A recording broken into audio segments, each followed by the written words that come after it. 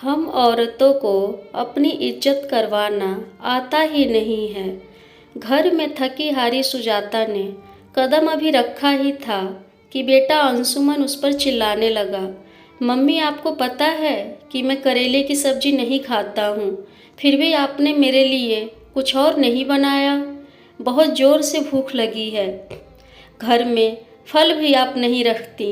एक तो कॉलेज में आज प्रोफेसर ने पका दिया और फिर थके हारे आओ तो घर में कुछ मिलता ही नहीं है। पीछे पीछे बेटी राशि कमरे से बाहर आ गई। आज का दिन ही खराब है। एक तो क्लास टेस्ट अच्छा नहीं गया और आपने मेरे लिए सलाद भी काट कर नहीं रखा। आपको पता है कि मैं डाइटिंग पर हूँ। आपसे एक काम ढंग से नहीं होता। अंशुमन ने राशि के बात का समर्थन किया। हाँ, पापा भी यही कहते हैं कि तुम्हारी मम्मी किसी काम की नहीं है, एक भी काम ढंग से नहीं करती हैं। रही सही कसर बच्चों की दादी ने पूरी कर दी। मेरा बेटा कभी गलत कह ही नहीं सकता। दो ही बच्चे हैं और उनकी भी ज़रूरतों का ध्यान नहीं रख पाती है। कितने दिनों से कह रही हूँ कि मेरे घुटनों में बहुत दर्द है, जाके मेरे लिए कोई मालिश की तेल ला दे। मेरा चश्मा टूट गया है, उसे बनवा दो। लेकिन तेरी माँ को फुर्सत ही कहाँ है। सुबह बाजार गई थी और अब लौटी है। उड़ाओ पैसे, मेरा बेटा दिन रात मेहनत करे और तुम आराम से शॉपिंग करो। दादी की बात सुन अंशुमन और राशि भी मुस्कुराने लगे। यह देख सुजाता को गुस्सा बहुत आया, लेकिन कुछ नहीं बोली। वो वैसे ही बहुत थकी थी और उन सबको बोलकर या डांट कर अपने आप को और थकाना नहीं चाहती थी। किचन में जाकर पानी पिया, फिर उसने अपने हैंडबैग से सासू जी का चश्मा निकाला और उनको दे दिया। शॉपिंग बैग से दर्द वाली तेल निकालकर उनके सामने रख दिया। फ्रूट्स निकाला और धोकर फ्रूट बास्केट में रख दिया। बाजार से लाई सब्जियां निकाल बेटी के लिए सलाद काटकर उसे दे दिया और फिर कमरे में चली गई। जरा सा कुछ कहो नहीं, तुम्हारी मम्मी मुंह फुला लेती है। मेरा सामान लाकर कोई एहसान नहीं किया। मेरे बेटे की कमाई से ही लाई हो और यही सब पहले कर देती तो हम गुस्सा भी नहीं करते। फालतू में हम सबका दिमाग खराब कर दिया। दादी अपनी झेप मिटाने के लिए भी सुजाता को ही दोष दे रही थी। अभी तक आप समझ ही गए होंगे कि सुजाता की क्या स्थिति है। अपने ही घर में शायद एक पंचिंग बैग की तरह है जो आता मुक्का मारकर चला जाता। अरे रे, अभी आप पति जी से तो मिले ही नहीं। जब घर के बाकी सदस्यों का यह व्यवहार था तो उनसे कुछ अलग की उम्मीद बिल्कुल मत करिएगा। शाम को घर आते ही कनिका जी यानी बच्चों की दादी ने दिन का सारा ब्यौरा बेटे को सुना दिया कि सुजाता की वजह से अंशुमन और राशि भूखे रह गए और बाजार से लेट आई तो वो भी दवा समय से नहीं खा पाई। अनिल जी यानी कि सुजाता के पतिदेव का मूड ऑफिस में बॉस की डांट के कारण वैसे ही बहुत खराब था और घर पर सुजाता की शिकायत सुनकर सारा गुस्सा सुजाता पर फूट पड़ा। यार, तुम करती क्या हो घर में? मैं ऑफिस में बॉस की डांट सुनूं और घर आकर तुम्हारी कामचोरी की शिकायतें सुनूं। किसी काम की नहीं हो। मेरा घर अगर तुमसे नहीं संभाला जा रहा है तो साफ साफ कह दो, मैं नौकर रख लेता हूँ। कम से कम इस रोज रोज की शिकायतों से बच जाऊंगा। सुजाता, जिसने अपनी 20 साल की शादी में सिर्फ पति, बच्चे और सासू जी और उनके रिश्तेदारों को खुश करने में बिता दिया, आज यह सुनकर उसकी भी सहने की शक्ति पूरी तरह से खत्म हो गई। उसने कुछ नहीं बोला, लेकिन मन ही मन एक फैसला कर लिया। उसने 2-4 जगह फ़ोन किया और रात का काम खत्म किया और सो गई। सुबह सुजाता के घर से एक बार फिर अंशुमन, राशि, अनिल और कनिका जी के चिल्लाने की आवाज़ सुनाई दे रही थी। मम्मी, मेरा दूध ब्रेड कहाँ है? मुझे आज ओट्स चाहिए। बहू, मेरे लिए आज उपमा बना देना। सुजाता, मेरा टिफ़िन और नाश्ता कहाँ है? सुजाता किचन से निकल कर आई। आप सभी को क्या, कैसे और कितना खाना है इसे बता दीजिए। किचन से एक औरत बाहर आई। ये माया है।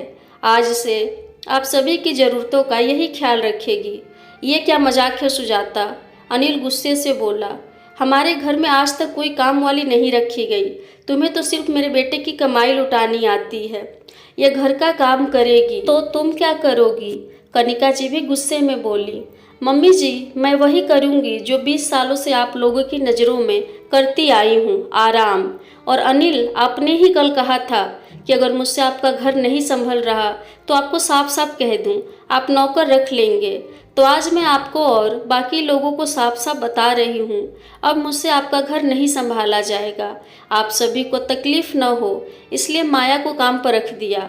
अब आपको जो चाहिए, जितना चाहिए, सब माया को समझा दीजिएगा। सुजाता, यह क्या नाटक शुरू कर दिया? सुजाता की बात से बौखलाया अनिल गुस्से से बोला, नाटक? यह नाटक नहीं है। नाटक तो आज तक आप सभी मेरे साथ करते आए हैं। आप पति बनने का, सासू जी माँ बनने का, और अंशुमन और राशि, अब उन्हें क्या कहें। आज तक जिस घर को अपना समझकर संभालती आई, कल पता चला कि ये तो मेरा है ही नहीं। मेरी औकात इस घर में एक नौकर की है, या फिर शायद उससे भी बुरी।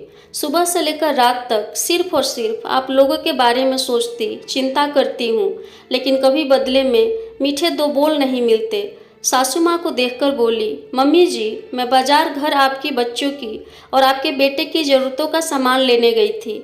आपकी बेटे की कमाई से अपने लिए कुछ नहीं लाई। थकी हारी धूप में घर आई, किसी ने एक गिलास पानी भी नहीं पूछा।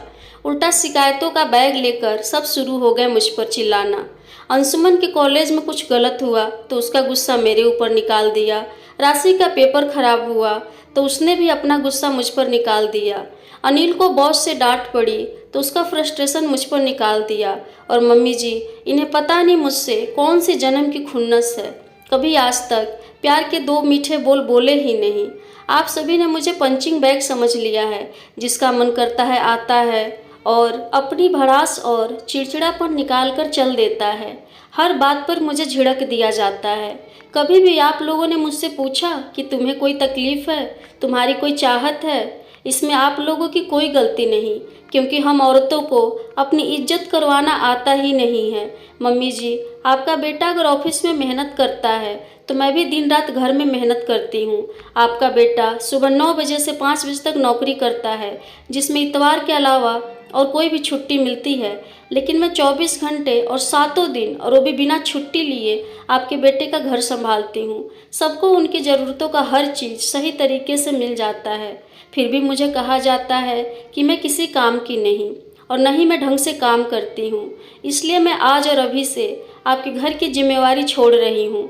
अपने कमरे में जाते हुए सुजाता पलटकर बोलती है, सारी जिंदगी एक औरत अपने वजूद को भुलाकर मकान को घर बनाने में लगा देती है, और बदले में सिर्फ यही चाहत रखती है कि घर के सभी सदस्य उससे सम्मान से, उससे प्यार के दो बोल बोले। लेकिन अफसोस, मैं पूरे घर की ज़रूरतों का ख्याल रखती हूँ, लेकिन तुम सब मिलकर भी अकेली एक औरत का ख्याल न रख सके। सभी की आंखें शर्म से झुक गई। सच ही तो कहा था सुजाता ने। सभी ने जाने अनजाने उसे पंचिंग बैग समझ लिया था। मेरे प्यारे दोस्तों, अगर आपके घर वाले भी आपके साथ यही व्यवहार करते हैं तो आप भी पंचिंग बैग बनना बंद कर दें, और सुजाता की ही तरह अपने हक के लिए, अपने मान सम्मान के लिए ज़रूर खड़े हों। मेरे प्यारे दोस्तों, उम्मीद करती हूँ आपको आज की कहानी अच्छी लगी होगी। अगर अच्छी लगी हो तो प्लीज़ लाइक करें, शेयर करें, कमेंट करें, और अभी तक मेरे चैनल को सब्सक्राइब नहीं किया है तो प्लीज़ सब्सक्राइब करें। आपका बहुत बहुत धन्यवाद।